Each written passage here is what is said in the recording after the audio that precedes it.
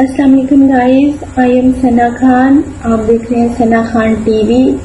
तो गाइस, जिन लोगों ने हमारे चैनल को अभी तक सब्सक्राइब नहीं किया, प्लीज़ वो ये वीडियो देखने से पहले हमारे चैनल को सब्सक्राइब कर दीजिएगा।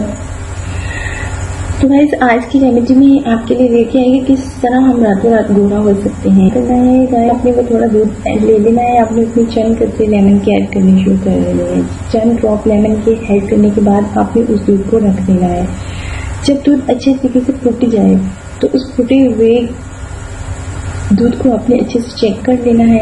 और चेक करने के बाद गाइस, आपने उसका जो पानी है वो अलग कर लेना है। फूटे दूध को अलग कर देना है, उसका पानी अलग कर लेना है और उसे किसी एक बोतल में डाल देना है।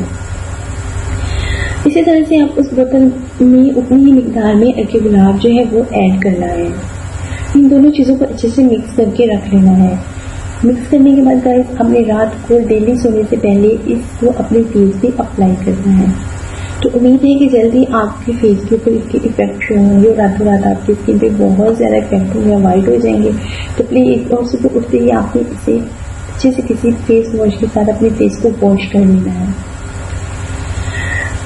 वॉश करने के बाद आपका रिजल्ट आपके सामने होगा।